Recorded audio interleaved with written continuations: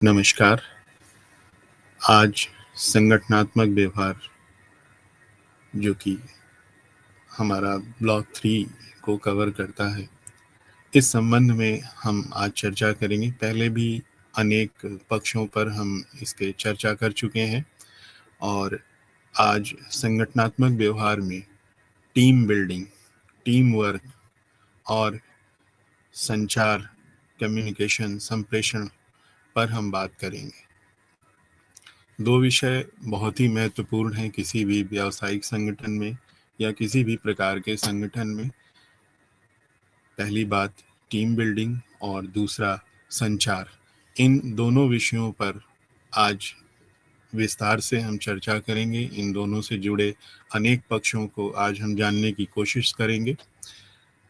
संगठनात्मक व्यवहार में पहले हम समूह के बारे में जान चुके हैं और समूह कैसे बनते हैं, उनका उद्देश्य क्या होता है, प्रभावकारी समूह क्या होते हैं और समूह से ही मिलते जुलते एक विशेष तरह के समूह की अगर हम बात करें जिसे हम टीम कहते हैं, तो टीम के बारे में सबसे पहले हम चर्चा करेंगे।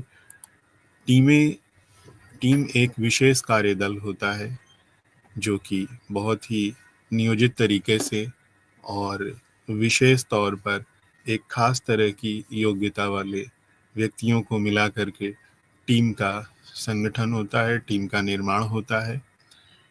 टीम एक सामान्य उद्देश्य को लेकर के चलती है और टीम कहीं न कहीं समूह से थोड़ा सा अलग होती है। टीम के बनने का तरीका, टीम के सदस्यों का बनना, उनकी भूमिका और टीम की जो विशेषताएं हैं वो टीम को समूहों से अलग करती हैं। आज हम अपने इस चर्चा में टीम टीम कार्य का अर्थ, महत्व और उसके लाभों को जान सकेंगे। समूह और टीमों के बीच के अंतर को समझ सकेंगे। टीम कार्य की प्रभावकारिता का विश्लेषण कर सकेंगे और एक प्रभावी टीम कार्य में क्या क्या रुकावटें आती हैं उसको भी हम पहचानने की कोशिश करेंगे। टीम वर्क या टीम का कार्य, इसमें बहुत सारे लोगों ने अपनी राय दी है, अपने विचार व्यक्त किए हैं और टीम के बारे में चर्चा 20वीं सदी के आरंभ में शुरू हुई थी। 1920 दशक के उत्तरार्ध में 1930 तक हॉथॉर्न ने एक एक्सपेरिमेंट किया था और उनका एक्सपेरिमेंट एक वैज्ञानिक प्रयोग था जिसमें उन्होंने लोगों के कार्य पर, वातावरण पर, उन्होंने सारी चीज़ों पर और टीम बिल्डिंग पर प्रयोग किए थे। तो उन्होंने उनके जो प्रतिफल थे उसने बताया, प्रतिफल से उनके जो परिणाम थे उनसे पता चला कि टीम जो है वो कार्य के सकारात्मक पक्ष को लेकर के चलती हैं और अपने प्रयोग में उन्होंने टीम कार्य के सकारात्मक पक्ष का भी चर्चा की, उसका विश्लेषण किया और बताया कि टीमें कैसे सकारात्मक रूप से व्यावसायिक संगठन को या किसी भी संगठन को अपनी मदद देती हैं, अपनी भूमिका का निर्वहन करती हैं। टीम आज एसोसिएटेड है। टीम इंफॉर्मेशन टेक्नोलॉजी का टाइम है और इंफॉर्मेशन टेक्नोलॉजी के टाइम में टीम के कार्य करने के तरीके में भी आप सुधार देखते हैं या यूं कहिए कि टीम के कार्य में थोड़ा सा और विशेष तरीकों का प्रयोग देखते हैं और भी उत्कृष्ट तरीके से टीमें कार्य करती हैं जो आईटी है, इंफॉर्मेशन टेक्नोलॉजी है, इसकी मदद लेकर के। टीम को थोड़ा सा विषय से अलग हम आपको समझाने का प्रयत्न करते हैं। आपने अक्सर टीम शब्द को सुना होगा। क्रिकेट की टीम, हॉकी की टीम या किसी विशेष कार्य की टीमें बनाई जाती हैं। अक्सर आप सरकार द्वारा सुनते हैं कि राहत दल बनाया गया, रिलीफ का टीम बनाया गया, उन्होंने कहीं कैंप लगाया, उसमें कई तरह के लोग थे। जैसे कि जब हम कोई रिलीफ के लिए दल भेजते हैं, सरकार कोई टीम कहीं किसी विशेष इलाके में, जैसे कहीं डिजास्टर हुआ है तो अनेक जानकारियों वाले लोग, सेना के भी लोग होते हैं, पुलिस के भी लोग होते हैं, नागरिक संगठनों के भी लोग होते हैं, उसमें एनसीसी एनएसएस के छात्र छात्राएं भी होते हैं।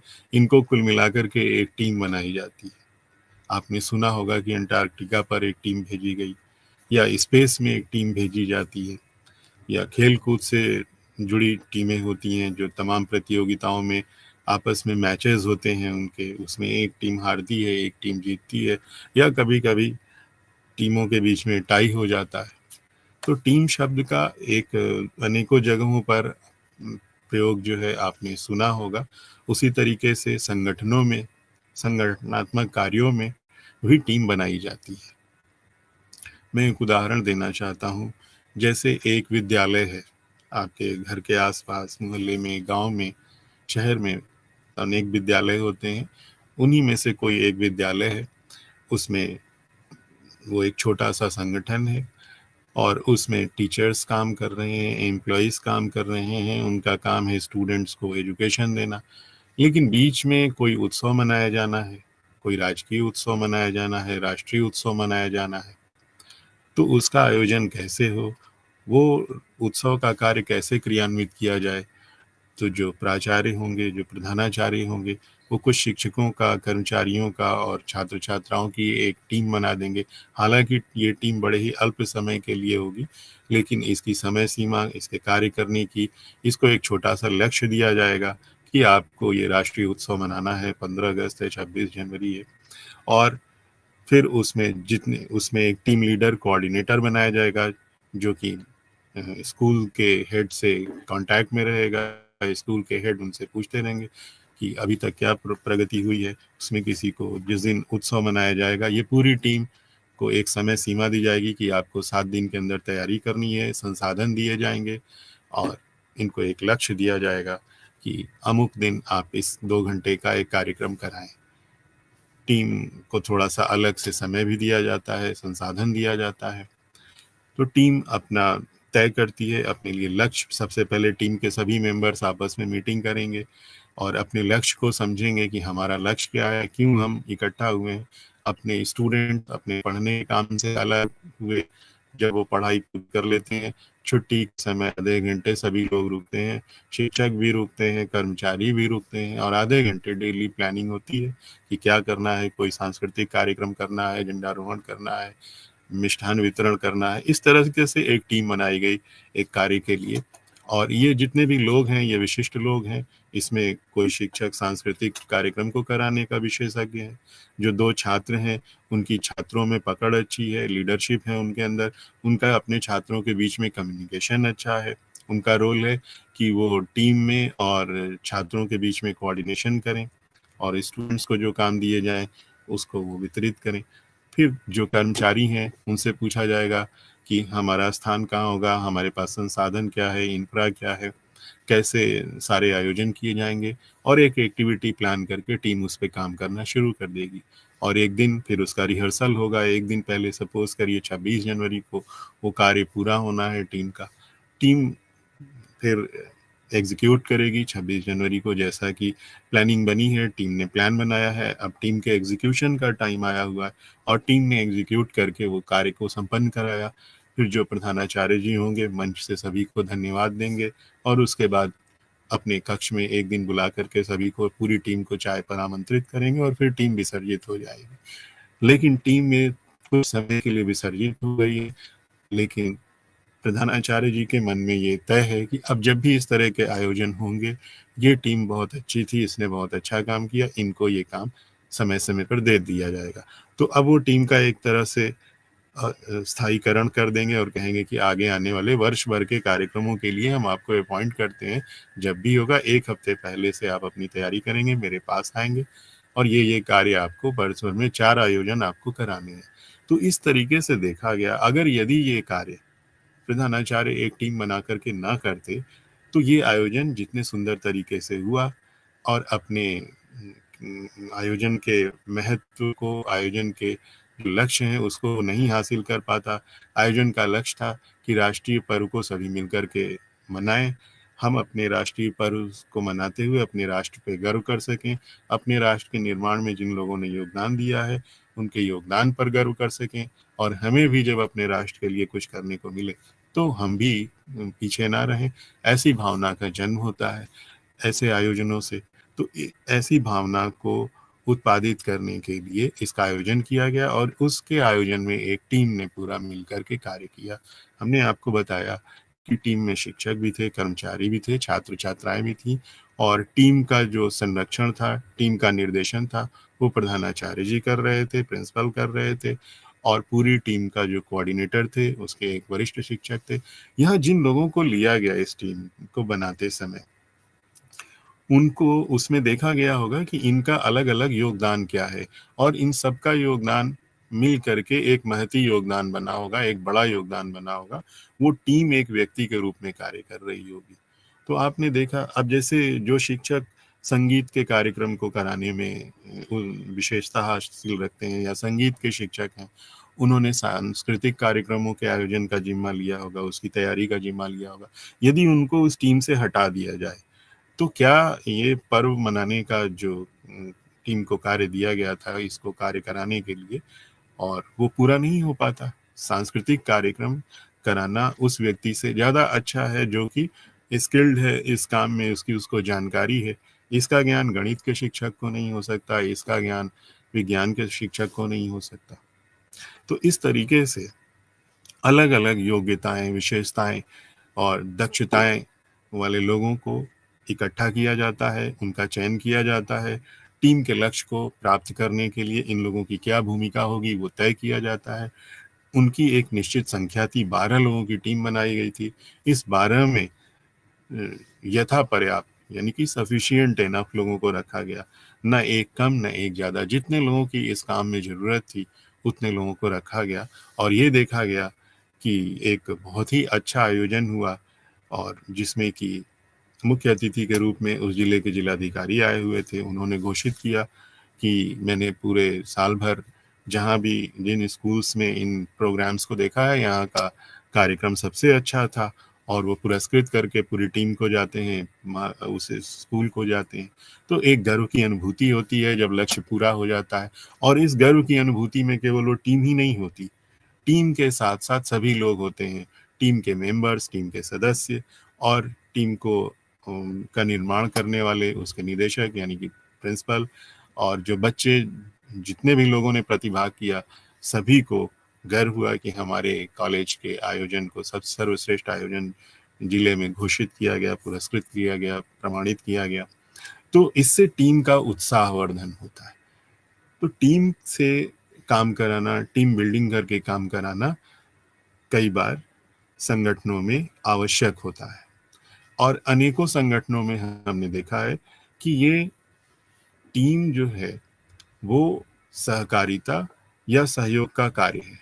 टीम कार्य, जो पूरे टीम का वर्क है, वो एक रैंडम कोऑपरेशन का वर्क है, लेकिन हमेशा ऐसा नहीं होता, क्योंकि जब टीम बनाई जाती है तो सामान्य निर्देशन या कार्य को करने में टीम कार्य के साथ व्यक्तियों के संगठन और उनके कौशलों को एकीकृत किया जाता है, इंटीग्रेट किया जाता है, जिसका उद्देश्य टीम के सदस्यों और संगठन के लिए लाभदायक परिणामों व उत्पादों को उत्पन्न करने का प्रयास किया जाता है। इसी तरह से टीम कार्य में सामूहिक प्रयास और टीम के सदस्यों की बुद्धिमत्ता सम्मिलित होती है। एक टीम के जो जो वर्क एग्जीक्यूशन है, उसकी जो प्रतिबद्धता है, कमिटमेंट है, वो भागीदारी के साथ वैयक्तिक शक्ति के सम्मिलन से भी अधिक महत्वपूर्ण होती है और उससे अलग होती है। कार्य पर एक टीम के लाभ केवल उसी समय दिखाई देंगे जब सामूहिक निष्पादन पर ध्यान केंद्रित करने के साथ लक्ष्य प्राप्त करने की भागीदारी में संयुक्त रूप से टीम के सदस्य व्यक्तिगत कौशलों को शक्ति का मिश्रण करके, प्रयोग करके और लक्ष्य को प्राप्त करने का प्रयास करते हैं। बिना टीम कार्य के एक संगठन कार्य नहीं कर सकता, और एक संगठित टीम बिना किसी टीम कार्य के मौजूद हो सकती है, लेकिन एक संगठन बिना टीम कार्य के टीमें नहीं हो सकती। यही टीम और टीम कार्य का अंतर है। तो आपने देखा कि जब टीम बनाई जाती है तो जो अलग अलग लोगों के प्रयास हैं, टीम के सदस्यों के प्रयास हैं, वो सम्मिलित हो जाते हैं, और सम्मिलित होकर के जॉइंट एफर्ट बनते हैं। और इस तरह से हम कह सकते हैं कि जो अलग अलग सदस्य हैं उनके जो प्रयास हैं एक दूसरे के कॉम्प्लीमेंट्री होते हैं, संपूरक होते हैं। अकेले किसी एक व्यक्ति के प्रयास से संपूर्ण टीम के कार्य को संपादित या निष्पादित नहीं किया जा सकता। आपने अभी हाल ही में देखा होगा कि पेरिस ओलंपिक में फाइनल में जो क्वार्टर फाइनल के लिए ब्रॉन्ज मेडल के लिए जो मैच हुआ था उसमें भारत ने मैच जीता। और उसके पहले के भी 2-3 मैचेस को आपने देखा होगा, किसी मैच में गोलकीपर ने बहुत अच्छी भूमिका निभाई, किसी मैच में जो लोग फॉरवर्ड पे आके खेलते हैं उन्होंने भूमिका अच्छी निभाई। जो आप में से हॉकी के विषय में समझते होंगे वो जानते होंगे कि हॉकी में सबका अलग अलग काम होता है, पोजीशनिंग होती है कि कौन कहाँ पर कौन डिफेंड करेगा, कौन अटैक करेगा, कौन गोल के पास रहेगा, कौन हाफ में रहेगा, कौन किस खिलाड़ी को चेक करेगा, और उसमें कैप्टन होते हैं। तो ये सब लोगों का कार्य बटा होता है, कार्य बटा होता है। और सिचुएशन ऐसी भी आ सकती है कि किसी भी सदस्य को कुछ समय के लिए अपनी भूमिका बहुत मजबूती से निभानी होती है, और क्योंकि उसके मजबूती से भूमिका निभाने के कारण ही उसका रिफ्लेक्शन पूरी टीम पर आता है। जैसे कि हॉकी के मैचों में आपने देखा होगा, अभी जो हाल में ओलंपिक में भारत ने खेला उन मैचों में आपने देखा होगा कि किसी मैच में गोलकीपर ने बहुत अच्छी भूमिका निभाई, या जब पेनाल्टी स्ट्रोक के टाइम आते थे तो अकेले गोलकीपर को संभालना होता था, और उन्होंने अपनी पूरी योग्यता का, अपनी पूरी जो दक्षता का इस्तेमाल किया, अनुभव का इस्तेमाल किया और गोल नहीं होने दिया, जिसकी वजह से भारत उत्तरोत्तर रूप से बढ़ता चला गया और वो एक ब्रॉन्ज मेडल भारत की टीम जीत पाई। तो अब जब एक टीम के रूप में सदस्य काम करते हैं तो इंडिविजुअल का कंट्रीब्यूशन बाकियों के कंट्रीब्यूशन को इंटीग्रेट करने में मदद करता है, या इंटीग्रेटेड हो जाता है, या एकीकृत हो जाता है। तो इस तरीके से टीम एक संगठन में एक उद्देश्य को लेकर के, सामान्य उद्देश्य को लेकर के बनाई जाती है।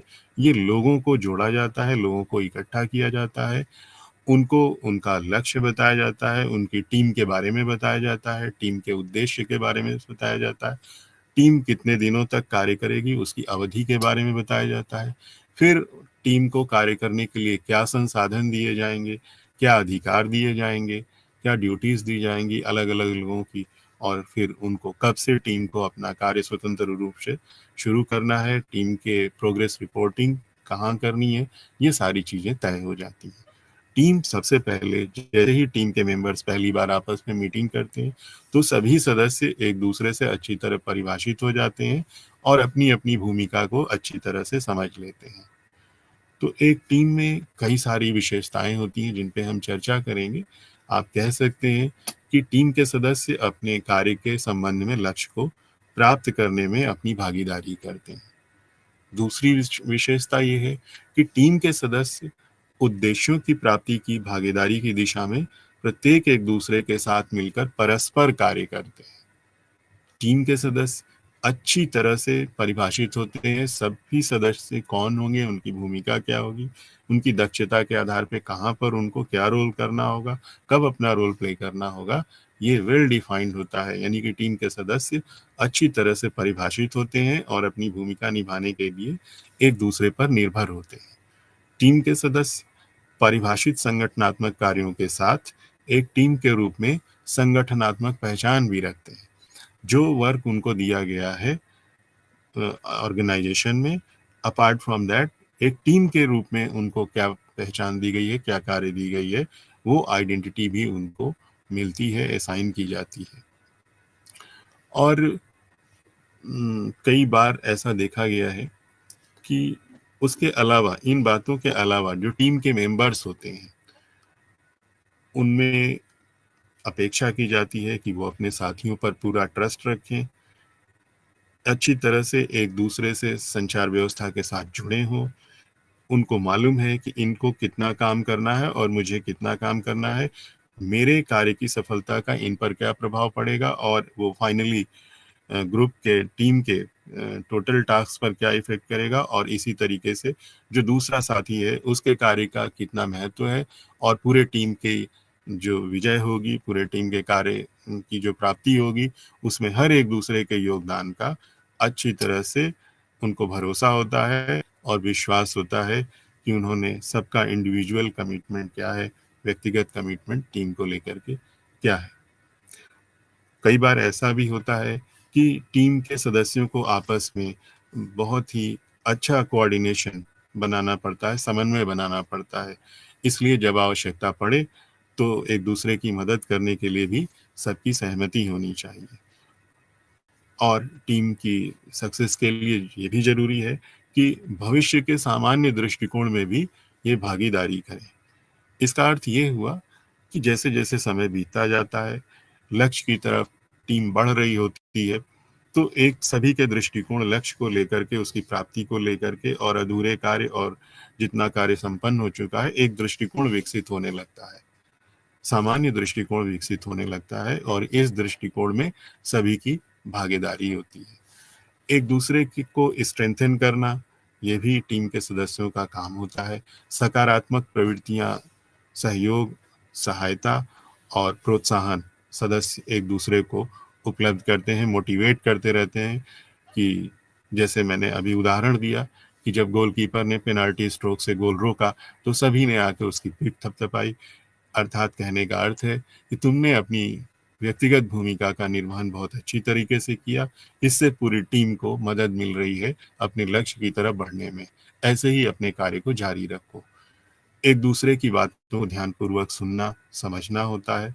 सभी सदस्यों को एक ही दिशा में अपनी शक्ति को लगाना होता है। एक ही दिशा का अर्थ है लक्ष्य की प्राप्ति में क्या योगदान हम सबका होना चाहिए, व्यक्तिगत योगदान क्या होना चाहिए, ये अपनी शक्ति को पूरी तरीके से समर्पित कर देना होता है। सदस्यों में आपसी सहमति होना बहुत जरूरी है, अन्यथा समन्वय का अभाव होने लगता है। आपसी सहमति यानी कि अगला व्यक्ति, टीम का अगला सदस्य कुछ कर रहा है और जो दूसरा व्यक्ति कोई निर्णय लेकर के अपना काम कर रहा है या मदद मांग रहा है, तो उसके निर्णय में अपनी सहभागिता देना, उसके निर्णय को मानते हुए, उस पर एग्री करते हुए उसको सहयोग करना और उसको अपना कार्य करने की छूट देना, ये टीम के सदस्यों में होना जरूरी है। लेकिन ऐसा नहीं है कि इस टीम में हमेशा ऐसी आदर्श स्थितियां बनी रहती। कई बार कहीं कंफ्यूजन होता है, कहीं संदेह होता है, तो ऐसे में आपस में बैठ करके, कोई मतभेद भी हो सकता है क्योंकि सभी इंसान हैं, टीम के सदस्य कोई मशीन नहीं है कि उनका ऑटोमेटिक कोऑर्डिनेशन मिलेगा ही मिलेगा। सभी एक विवेकपूर्ण व्यक्ति होते हैं, बौद्धिक व्यक्ति होते हैं, सोचने समझने की शक्ति होती है, अपने अपने मतों का निर्माण करते हैं, और मत निर्माण में मतभेद भी हो सकता है सदस्यों के बीच में। यदि सदस्यों के बीच में कोई मतभेद होता है, ऐसा कोई विमर्श की जरूरत पड़ती है, तो सदस्यों को आपस में बैठना होता है, अपने कॉन्फ्लिक्ट को, अपने संघर्ष को रिजॉल्व करना होता है, अपने मतभेदों का प्रभावी समाधान करना होता है। ये इसलिए जरूरी है कि यदि हम अगर डिसइंटीग्रेटेड हो जाएंगे, थॉट्स एक दूसरे से अलग हो जाएंगे, थॉट्स में जो है कोएलिशन नहीं होगा, तो फिर अलग अलग दिशाओं में हम कार्य करने लगेंगे और लक्ष्य से भटक जाएंगे। तो जो टीम कार्य के द्वारा, टीम कार्य की सहायता से लक्ष्य को प्राप्त करने में जो निकटता होनी चाहिए, वो लक्ष्य दूर होता चला जाता है। इसके लिए बहुत जरूरी है कि टीम में उपज रहे किसी भी मतभेद को, किसी भी संघर्ष को परिभाषित किया जाए, चिन्हित किया जाए, और उसको आपसी मंथन से, आपसी विचार विमर्श से, आपसी बातचीत से, आपसी संचार से उसको दूर किया जाए। किसी भी संगठन में टीम कार्य को बढ़ाने के लिए या उसको उन्नत करने के लिए कई फैक्टर्स होते हैं, कई कारक होते हैं जो काम कर रहे होते हैं। जैसे कि टीम के सदस्यों के बीच उत्पादकता में वृद्धि करने की दिशा में नेतृत्व करने के लिए अति कार्यभार और कार्यों का वितरण किया जाता है। तो कार्यों का वितरण एक आनुपातिक रूप से हो सकता है, या कार्यों का वितरण सदस्यों की विशेषता के अनुरूप हो सकता है, सदस्यों की क्षमता के अनुरूप हो सकता है, उनकी दक्षता के अनुरूप हो सकता है। और इस चीज को समझते हुए और ये वितरण करने का काम जो टीम का नेतृत्व कर रहा है, टीम को लीड कर रहा है व्यक्ति, वो अपने टीम के बारे में उसे बहुत अच्छी तरह पता होता है। तो टीम के कार्य को अनेक टुकड़ों में अलग अलग मेंबर्स को काम दे दिए जाते हैं। टीम कार्य सृजनता, नवीनीकरण, आत्मविश्वास को प्रोत्साहित करती है और समस्याओं का व्यवहारिक समाधान निकालती है।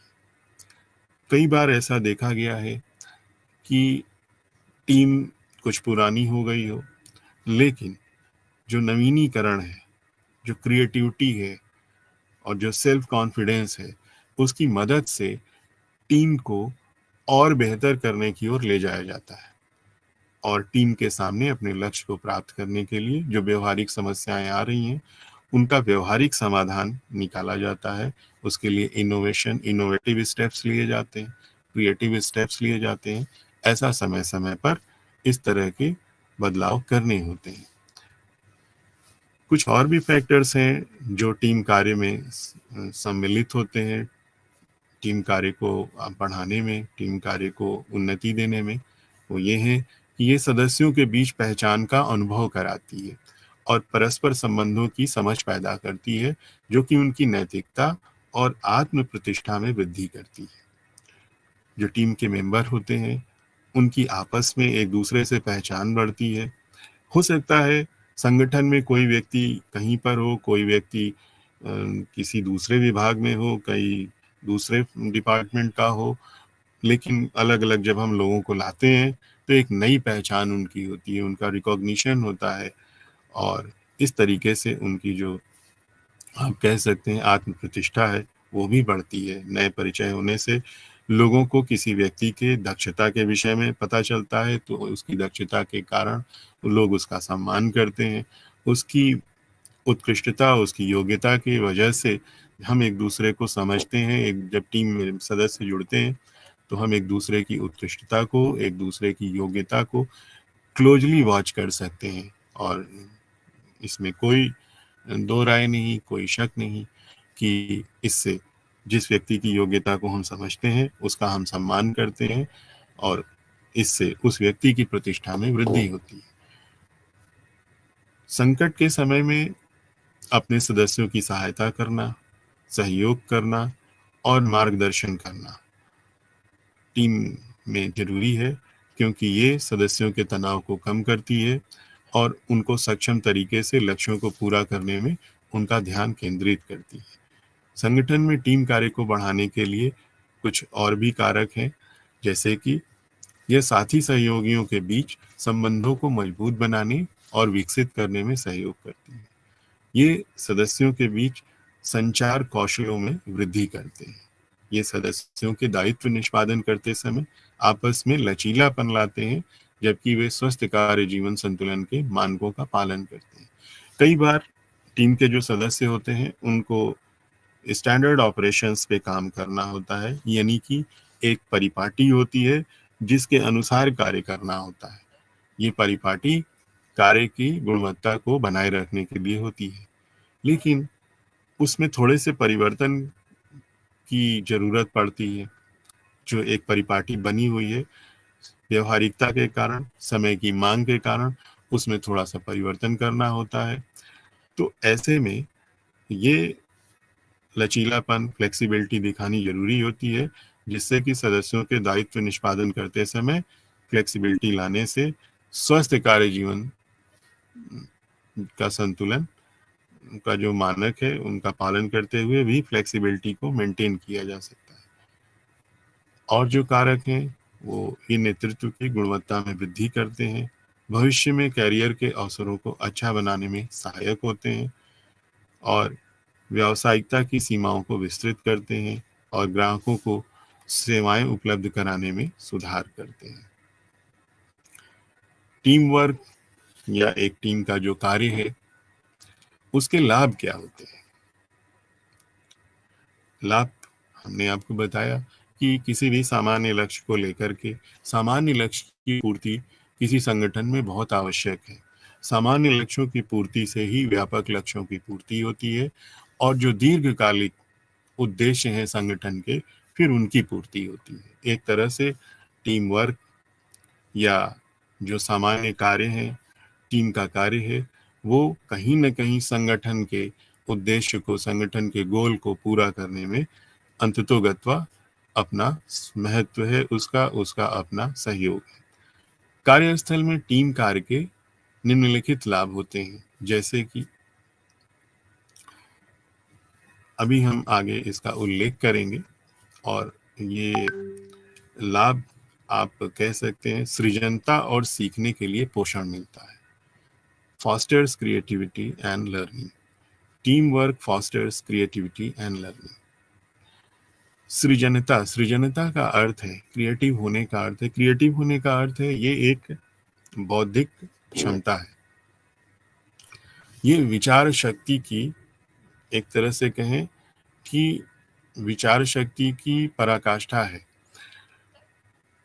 क्रिएटिविटी से हम रास्ते निकालते हैं, क्रिएटिविटी से हम संसाधनों का बेहतर इस्तेमाल करना सीखते हैं, क्रिएटिविटी से हम दिए गए समय के अंदर कार्य को करने को सीखते हैं, और कार्य को एक विशेष तरीके से लाभ पहुंचाने वाले नियोजित तरीके से हम कार्य को कई बार करते हैं, और क्रिएटिविटी से हम अपने कार्य को और बेहतर बना लेते हैं। अपने कार्य को बेहतर बनाते हुए हम टीम के लिए भी सरल वातावरण बना लेते हैं, और जो कठिनाइयां हैं उन पर काबू पा लेते हैं, जो व्यवधान आते हैं उन पर भी हम काबू पा लेते हैं। एक व्यक्ति ने अपने अनुभवों से क्या सीखा है या सहकर्मियों के साथ क्या सीखा है, ये बिल्कुल अलग होता है। कार्यस्थल पर टीम का कार्य अधिकतम ज्ञान को परस्पर बांटना है और भविष्य के लिए नए कौशलों को सीखने के लिए एक दूसरे की सहायता करना है। कर्मचारियों का एक साथ काम करने से उनके टीम के मामलों की बौद्धिकता पर उनके सीखने के कार्य का निर्माण होता है। दूसरा, ट्रस्ट बिल्डिंग होती है। टीम वर्क से पहली तो क्रिएटिविटी एंड लर्निंग होती है, और दूसरा ट्रस्ट बिल्डिंग होती है। हम टीम के रूप में जब कार्य कर रहे होते हैं, एक टीम के सदस्य दूसरे के कार्य पर निर्भर होते हैं। एक सदस्य के अकेले कार्य करने से नहीं होता है, उसमें सभी सदस्यों की भूमिका होती है, निर्धारित भूमिका होती है, स्पष्ट भूमिका होती है, और हर सदस्य अपनी भूमिका का निर्वहन करते हुए टीम के लक्ष्य को हासिल करता है। तो हम ये देखते हैं कि एक दूसरे के कार्य पे हमें निर्भर होना होता है। हमने अपना योगदान दिया, दूसरे ने अपना योगदान दिया, और हमें फिर अपने योगदान के सफलता दूसरे के योगदान पर जोड़नी पड़ती है, यानी कि एक तरीके का कॉम्प्लीमेंट्री रिलेशन बन रहा है। तो यहाँ पर हमें अपने साथ साथ टीम के अन्य सदस्यों पर निर्भर रहना पड़ता है। विश्वास का, निर्भर रहने से ही विश्वास का निर्माण होता है, और टीम कार्य सहकर्मियों के साथ गहरे संबंध स्थापित करती है। तीसरा लाभ, संघर्ष समाधान और कौशल का अध्ययन होता है। टीम कार्य से समूह में या टीम में संघर्ष होना, कॉन्फ्लिक्ट होना, थॉट्स का, विचारों का एक दूसरे से सहमत ना होना एक स्वाभाविक घटना होती है। अलग अलग पृष्ठभूमियों से लोग आते हैं, उनके काम करने के तरीके भी अलग होते हैं, उनकी आदतें, उनकी मान्यताएं भी अलग होती हैं। जब ये लोग एक जगह इकट्ठा होते हैं तो अलग अलग परिस्थितियों से आने के कारण, अलग अलग पृष्ठभूमियों के आने के कारण, दूसरी पृष्ठभूमि के लोगों की चीज़ों को, उनके काम करने के तौर तरीकों को देखकर या तो मन में सकारात्मकता आएगी या प्रश्न चिन्ह उठेंगे।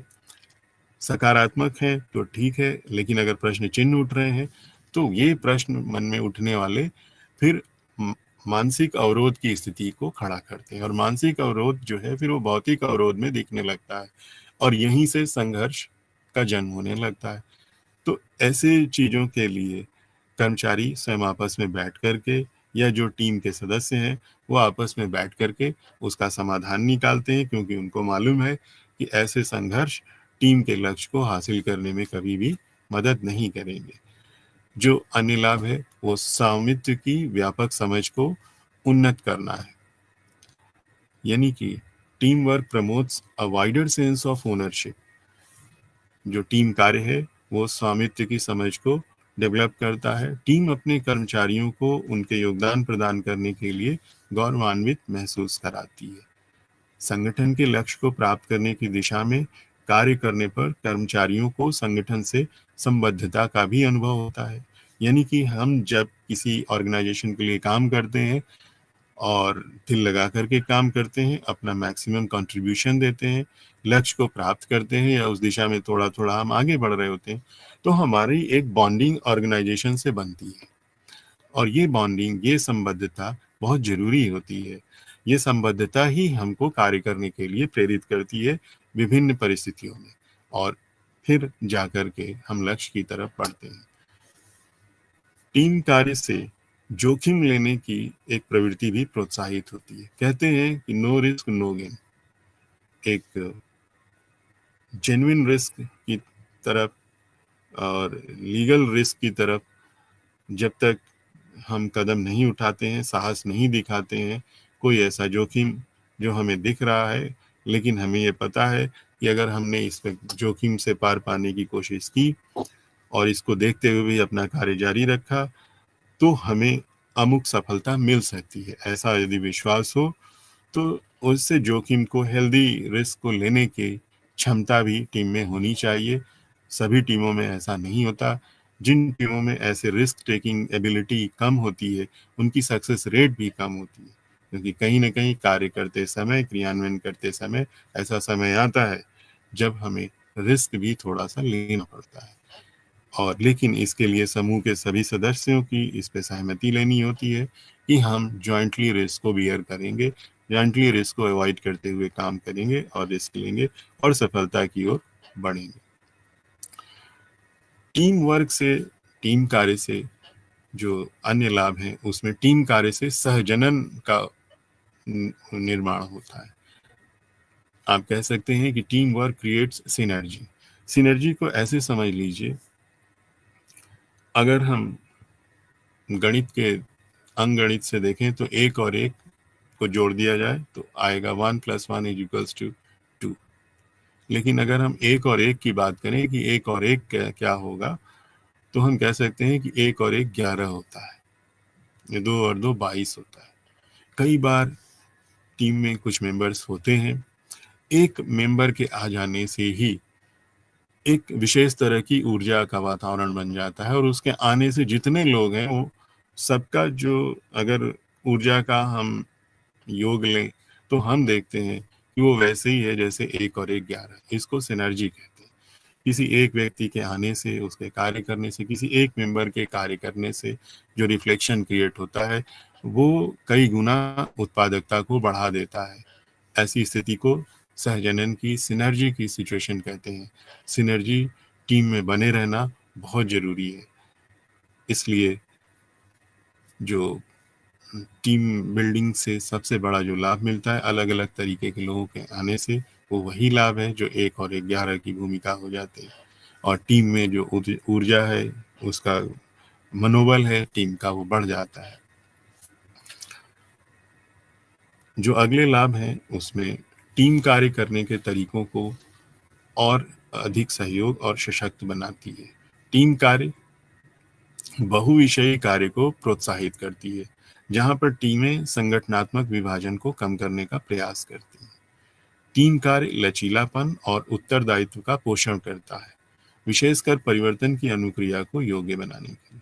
टीम कार्य उपभोक्ताओं को प्रसन्न करता है, जो अच्छी टीमों के साथ जुड़ना पसंद करता है। टीम कार्य प्राप्त करने की समानता और सखायन की समझ को प्रोत्साहित करता है, जो कि कार्यस्थल को उत्साहित करने के लिए आवश्यक होता है। आपने देखा कि टीम में सदस्य जोड़े जाते हैं, उनकी एक निश्चित संख्या होती है, सभी की अलग अलग स्पष्ट भूमिका होती है, या यूं कह सकते हैं कि एक के बगैर टीम का काम रुक सकता है। टीम को वो अपना उद्देश्य हासिल करने में दिक्कत आ सकती है, उसको दूसरे सदस्य से रिप्लेस नहीं किया जा सकता। तो इन विशेषताओं के साथ एक टीम सामने आती है, और यही विशेषताएं टीम को समूहों से अलग रखती हैं। यानी कि इन्हीं विशेषताओं के कारण समूह में और टीम में अंतर होता है। अब हम समझने की कोशिश करेंगे कि टीमों को कितने प्रकार में रखा जा सकता है, उनकी क्या कैटेगरी हो सकती है? सामान्य रूप से टीमों को 4 प्रकारों में वर्गीकृत किया जा सकता है। कई टीमें एडवाइस देने के लिए बनाई जाती हैं। टीमों का जो उद्देश्य होता है उसके आधार पर ये वर्गीकरण किया गया है। टीमों को परामर्श टीमें होती हैं जो बोर्ड की तरह होती हैं, जिसमें समीक्षा पैनल, कर्मचारी सम्मेलन, ग्रुप वगैरह होते हैं और ये परामर्श देने का काम करती हैं। कई बार टीमें एडवाइस देने के लिए बनाई जाती हैं, किसी विशेष मुद्दे पर, फाइनेंस के मुद्दे पर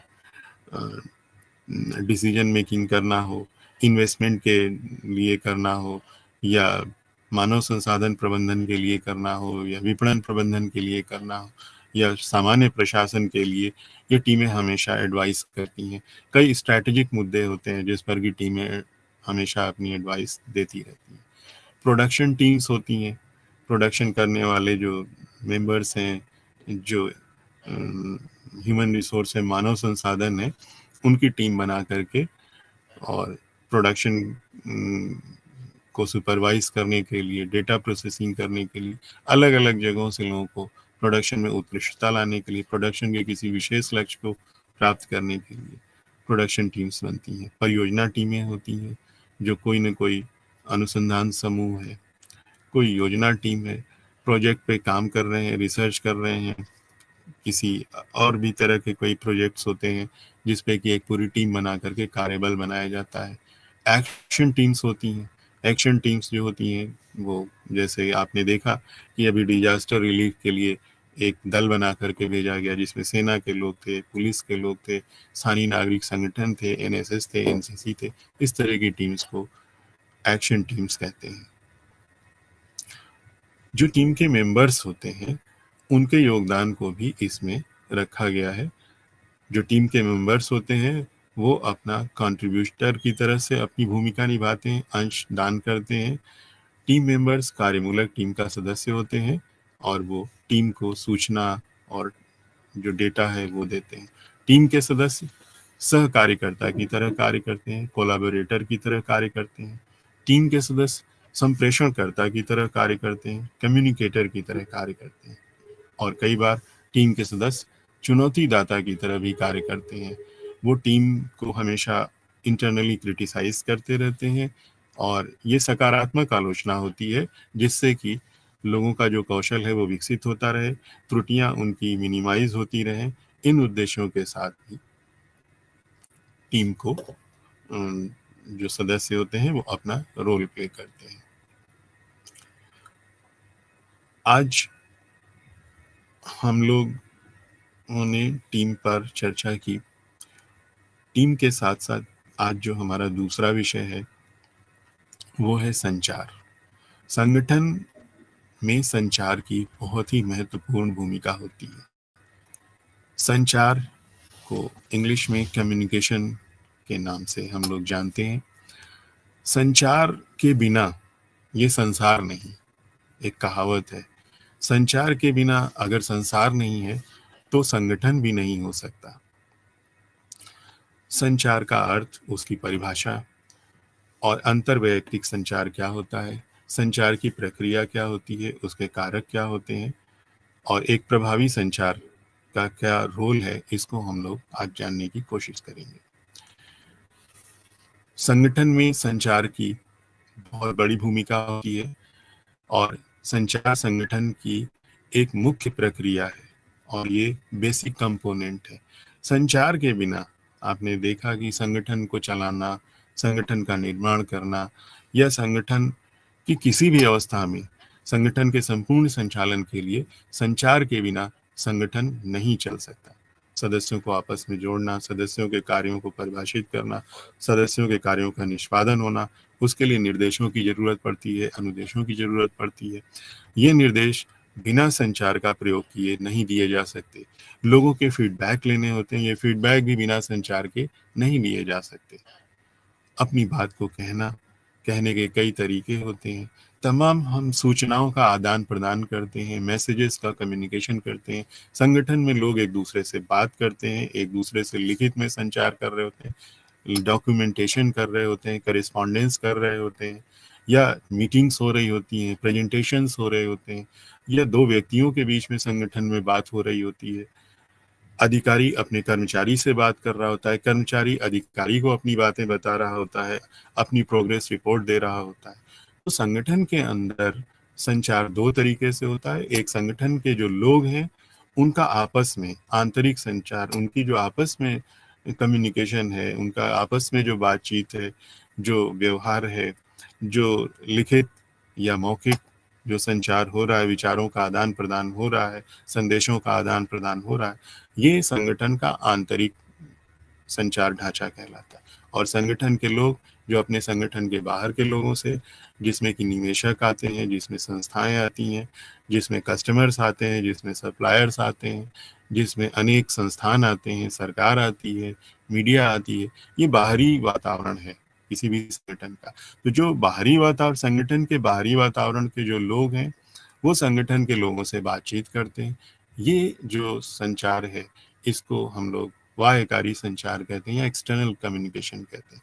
और संगठन के लोगों के बीच में जो आपस में जो संदेशों का आदान प्रदान होता है उसको हम लोग आंतरिक संचार कहते हैं। तो आप देख रहे हैं कि संचार को दो तरीके से बांटा गया, आंतरिक संचार और बाह्य संचार। दोनों ही संचार का, कम्युनिकेशन का अपना महत्व है। कोई भी संगठन संचार के बिना जीवित नहीं रह सकता, उसका कार्य नहीं चल सकता, इसमें कहीं कोई संदेह वाली बात नहीं है। संचार यानी कि कम्युनिकेशन शब्द, ये एक लैटिन भाषा का शब्द है, कम्युनिस। कम्युनिकेशन को कम्युनिस शब्द से लिया गया है, जिसका अर्थ है सामान्य सामान्य संदेश या सामान्य विचारों का आदान प्रदान। संचार एक प्रक्रिया है जिसमें एक पूरा सिस्टम बनता है। हर एक संचार में, जैसे मैं आपसे बातें कर रहा हूँ, मैं आपको ये शिक्षण सामग्री दे रहा हूँ, आपको जो आपके निर्धारित पाठ्यक्रम है उससे जुड़ी बातें मैं आपको बता रहा हूँ, तो ये मैं अपनी तरफ से संचार कर रहा हूँ। और दूसरी तरफ आप हैं जो कि संचार का लक्ष्य है, जिसके पास, यानी कि आप रिसीवर हैं, आप संदेश को प्राप्त करने वाले व्यक्ति हैं, प्राप्तकर्ता हैं, और मैं संदेश को भेजने वाला व्यक्ति हूँ, मैं संदेश भेज रहा हूँ। बीच में ये जो चैनल है ये माध्यम का काम कर रहा है। तो इस, आप टीवी के माध्यम से, मोबाइल के माध्यम से, यूट्यूब के माध्यम से इन जानकारियों को हासिल कर रहे हैं। तो एक चैनल बात आपसे बातचीत करने का, आप तक मेरा संदेश यानी कि शिक्षण सामग्री पहुंचने का ये एक चैनल भी है। हो सकता है कि इसमें कहीं कोई रुकावट आ रही हो, कहीं सिग्नल वीक हो रहा हो, या मेरी आवाज पूरी तरीके से आप तक न जा रही हो, या अन्य कई बाधाएं ऐसी हैं जो आ रही हो या नहीं भी आ रही हो।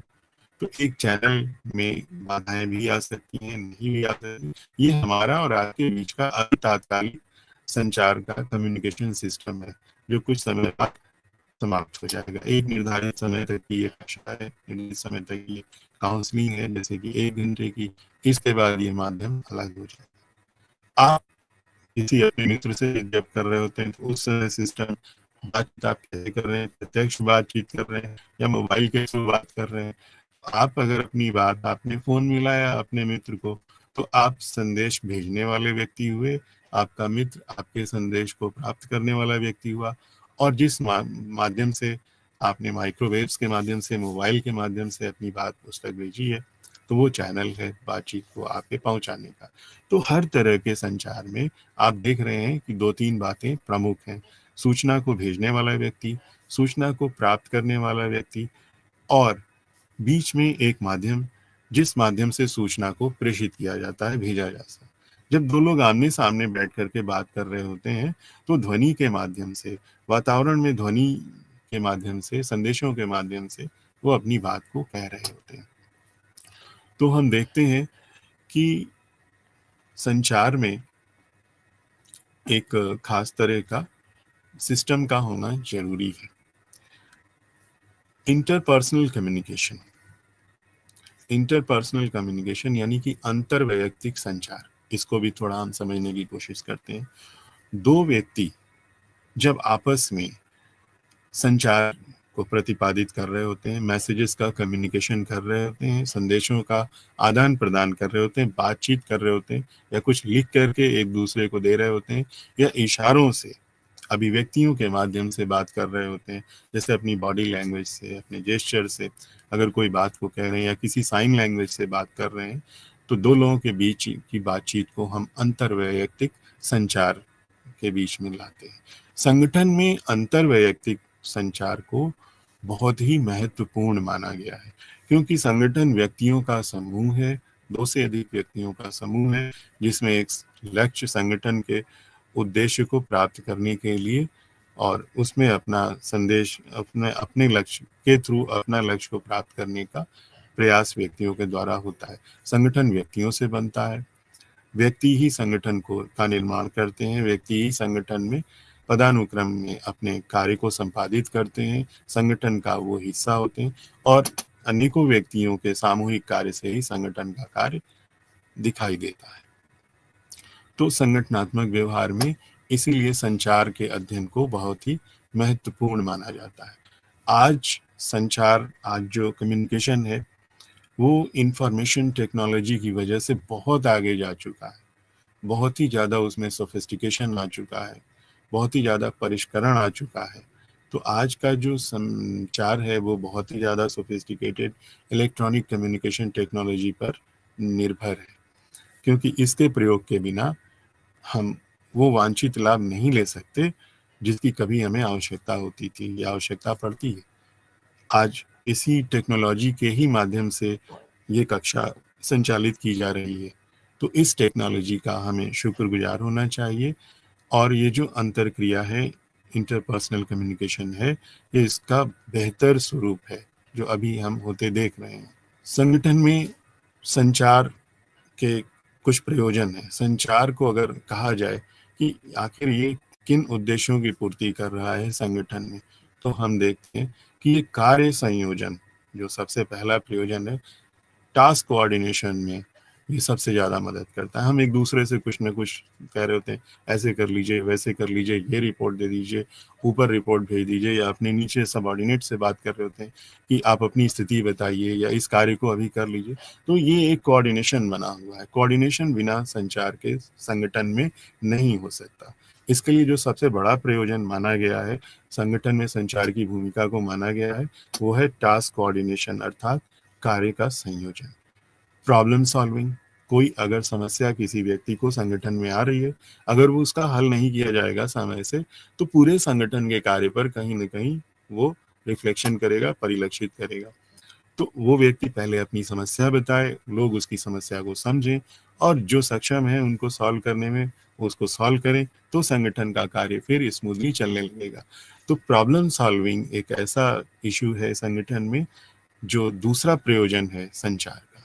तीसरा है इंफॉर्मेशन शेयरिंग, सूचनाओं की साझेदारी। अगर हम इंफॉर्मेशन शेयर नहीं करेंगे एक दूसरे से लगातार पूरे संगठन में, चाहे वर्टिकल कम्युनिकेशन हो रहा हो, हॉरिजॉन्टल कम्युनिकेशन हो रहा हो, क्रॉस कम्युनिकेशन हो रहा हो, किसी भी तरह के संचार खाके में इंफॉर्मेशन की लगातार शेयरिंग होती रहती है, एक दूसरे से आदान प्रदान, सूचनाओं का साझेदारी होती रहती है। ये निर्णय बनाने में, ये स्टेप्स लेने में मदद करते हैं। तो हम देखते हैं कि इंफॉर्मेशन शेयरिंग महत्वपूर्ण प्रयोजन है संचार का। संघर्ष समाधान, कॉन्फ्लिक्ट रिजोल्यूशन, किसी भी तरह का व्यक्तियों में, संगठन में अगर कोई कॉन्फ्लिक्ट क्रिएट हो रहा है, तो उसको संचार के ही माध्यम से, बातचीत के ही माध्यम से सुलझाया जा सकता है। अब हम संक्षिप्त में संचार की प्रक्रिया को समझने की कोशिश करेंगे। संचार की प्रक्रिया में एक सिस्टम, कम्युनिकेशन सिस्टम मॉडल लगाया जाता है। इसे वीबर ने बनाया था, जिसे वीबर का संचार मॉडल कहा जाता है। वीबर ने 5 चीजों पर जोर दिया। उन्होंने कहा कि किसी भी संचार में 5 तत्व होते हैं। सबसे पहला तत्व सेंडर, संदेश को भेजने वाला व्यक्ति, जिसे कि एनकोडर भी कहा जाता है। संदेश को डेवलप करके भेजने की प्रक्रिया को एनकोडिंग कहते हैं। और फिर एक चैनल आता है। चैनल का मतलब किस माध्यम से संचार को प्रेषित किया जाए, संदेश को भेजा जाए।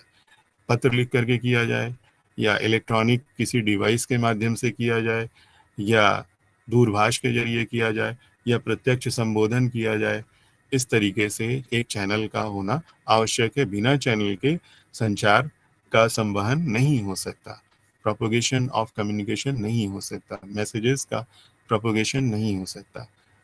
डिकोडर, डिकोडर भेजने वाले की बात को समझना, उसको रिसीव करना, उसको रिसीव करने वाला व्यक्ति, और फिर उसके अनुसार अपनी प्रतिक्रिया देना, ये प्राप्तकर्ता का कार्य होता है। प्राप्तकर्ता की जो प्रतिक्रिया है वो उसका फीडबैक कहलाती है।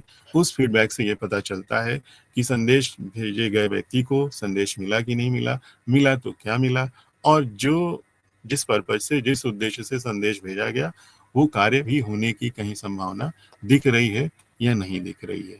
तो फीडबैक से ये बात पता चलती है। तो ये एक कम्युनिकेशन मॉडल वीवर ने बनाया। उसमें उन्होंने 5 तत्व रखे: भेजने वाला व्यक्ति, एनकोडर और माध्यम जिसमें कि संचार संचारित होगा, डिकोडर और प्राप्तकर्ता, और फिर फीडबैक जिससे कि पता चलता है कि किस तरीके से लोग, क्या रिस्पांस उन्होंने भेजे गए मैसेज के लिए किया।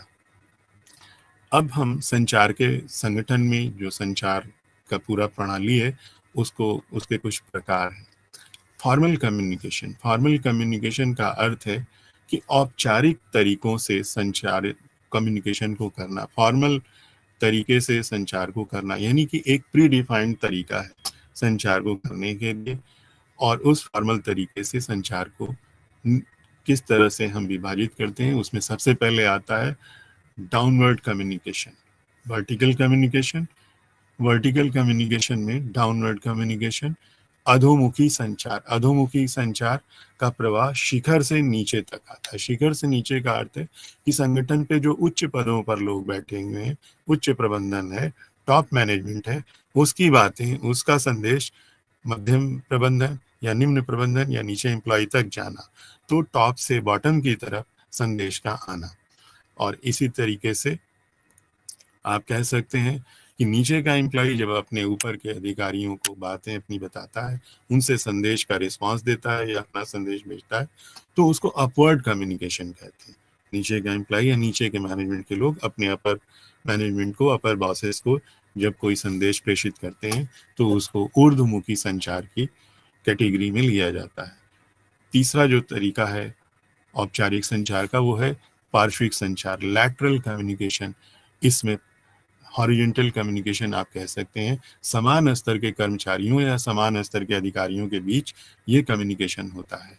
अनौपचारिक संचार, अनौपचारिक संचार में बहुत ही सोच समझ के और बहुत ही नियोजित तरीके से बातें नहीं की जाती हैं। ऐसे संचार को, ये अपने आप जन्म लेती रहती हैं, लेकिन इनका भी एक रूप है जिसको हम लोग ग्रेप वाइन संचार कहते हैं। ग्रेप वाइन संचार का अर्थ ये होता है कि संगठन के कार्यों को दुष्क्रियात्मक करने के लिए इस किया गया होता है और इसकी दिशा अजीबो गरीब तरीके से विचलित होती है। ग्रेप वाइन कम्युनिकेशन को कीथ डेविस ने 4 हिस्सों में विभाजित किया था। एकल फंसी हुई चेन, ये अंतिम पाने वाले व्यक्ति के लिए व्यक्तियों की पंक्ति एक दूसरे के माध्यम से सूचनाओं को फैलाने में सम्मिलित होता है। एक गॉसिप चेन होती है। गॉसिप चेन में व्यक्ति सूचना को प्रत्येक व्यक्ति के लिए फैला देता है और उसे प्रसारित करता है। इसको गपशप निर्माण की चेन भी कहा जाता है। ये ग्रेप वाइन चेन है, अनौपचारिक संचार की चीजें हैं। इसके बाद संभाव्यता चेन, प्रोबेबिलिटी चेन, ये एक अनियमित प्रक्रिया है। इसमें संभाव्यता के कानून के साथ कुछ सूचनाओं का अंतरण किया जाता है जो कि संभाव्यताओं को पूर्ण होती है। इसको इसी रूप में अन्य लोगों के लिए संप्रेषित कर दिया जाता है। और अंत में समूह चेन, क्लस्टर चेन। इस ढांचे के अंतर्गत एक व्यक्ति कुछ चयनित व्यक्तियों को सूचना दे देता है और ये व्यक्ति अन्य चयनित व्यक्तियों को सूचनाएं देते हैं। इस तरीके से पूरी सूचना प्रसारित हो जाती है। तो हम देखते हैं, और र्यूमर, र्यूमर भी अनौपचारिक, यानी कि अफवाह, यह भी अनौपचारिक संचार के रूप में कहीं न कहीं दिखाई देती है। ये सारी चीजें संगठन के काम को कहीं न कहीं बाधा डालती है। अब बात आती है प्रभावी संचार कैसे किया जाए। प्रभावी संचार का अर्थ है कि संचार जिन उद्देश्यों के लिए किया गया है वो उद्देश्य हासिल हो। इसके लिए जरूरी है कि सूचना का निर्माण बहुत ही निष्कपट तरीके से किया जाए, अनबायस तरीके से किया जाए, तुरंत प्रसारित किया जाए, और स्वचालित संचरण प्रणाली का इस्तेमाल किया जाए। सूचना कॉन्फिडेंशियल होनी चाहिए, क्रेडिबल होनी चाहिए और रिलायबल होनी चाहिए तथा संक्षिप्त और स्पष्ट होनी चाहिए। जिस भाषा का प्रयोग किया गया है सूचना में, संदेश में, वो सरल और समझ में आने वाली होनी चाहिए। और संचार प्रणाली में जो माध्यम है वो बेहतर माध्यम होना चाहिए, किसी भी तरह की उसमें डिस्टरबेंस या बाधा नहीं होनी चाहिए। और फीडबैक फीडबैक का सबसे महत्वपूर्ण घटक है। तो हमने देखा संचार को प्रभावी बनाया जा सकता है। आज की इस कक्षा में इतना ही। नमस्कार।